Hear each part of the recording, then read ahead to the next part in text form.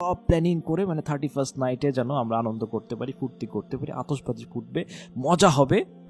আমাদের গাজায় আমাদের ভাই বোনদের বাড়িতে প্রতিদিন এরকম মজা হচ্ছে, প্রতিদিন এরকম তাদের বাড়ির উপরে আতশবাজি, বড় বড় বোমা, ওগুলো দেখেন না?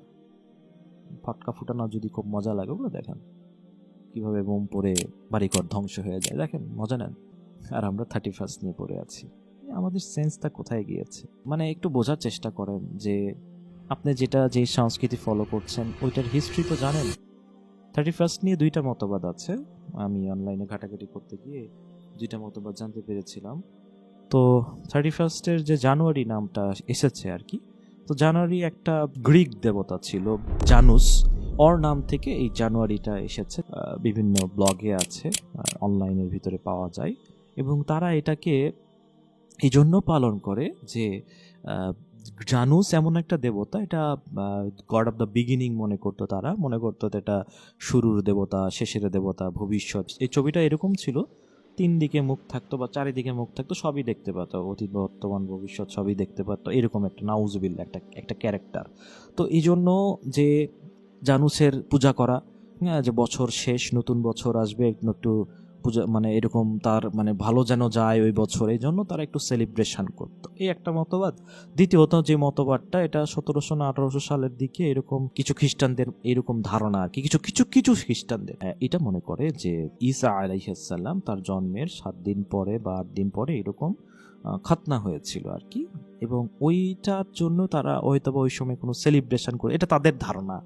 এবং তারপর থেকে এরা ওইটাকে দুইটাকেই মানে ধর্মীয় উৎসব হিসাবে পালন করে 31st-কে।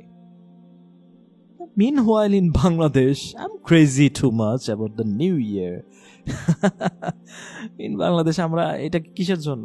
মৌসুমী উৎসব, সবাই করতেছে তুমিও করো, সবাই মেরি ক্রিসমাস করতেছে তুমিও করো। আরে ভাই, why man? Think about that. সবাই ওই যে গাছের নিচে লাল টুপি পরে ছবি তুলতেছে, তুমিও তুলবা? একটু চিন্তা করো যে তুমি কেন এটা করছো, তোমার সাথে আসলে এটা যাচ্ছে কি না। চিন্তা করো, ধর্মযার উৎসব সবার এতই সস্তা, এতই সস্তা, তাই তোমার আইডেন্টিটি কোথায়, তোমার আত্মমর্যাদা কোথায়, তোমার গায়রত কোথায় এই জায়গায়? এখানে আমরা অনেক অনেক কথা আছে। রাসূলুল্লাহ সাল্লাল্লাহু আলাইহি ওয়াসাল্লাম বলছেন যে যারা যেই সংস্কৃতির মানুষদের মানে যে আচার আচরণ বা যেই টাইপের মানুষদের সংস্কৃতির অনুসরণ করবে, যেই ধর্মের সংস্কৃতি অনুসরণ করবে, আল্লাহ আযজা ওয়া জাল হাসরের ময়দানে তাদেরকে তাদের সাথে উত্থান করবেন, তাদের সাথেই তুলবেন। ইউ আর মুসলিম, তুমি সব কিছু তুমি জানো, তুমি তারপরও তুমি ওদের সাথেই ওদের ওদের মতাদর্শ অনুসরণ করছো, ওদের কৃষ্টি কালচার অনুসরণ করছো, তাহলে তোমাদের তো স্থান হবে তাদের সাথেই হাসরের ময়দানে, তাদের সাথে তো তোমাদের স্থান হবে।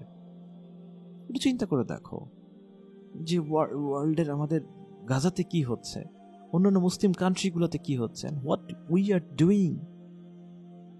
আমরা একটা বিধর্মীদের কালচারকে একদম নিজেদের করে নিচ্ছি, এতটাই মানে আমাদের ব্রেইন এতটাই সস্তা হয়ে গেছে যে যে যা দিচ্ছে আমি ওটাতেই ডুবে যাচ্ছি, যখন যে ট্রেন্ড চলতেছে আমি ওটাতেই ডুবে যাচ্ছি। আমি এত সস্তা কেন, মানে আমি এত সস্তা কেন?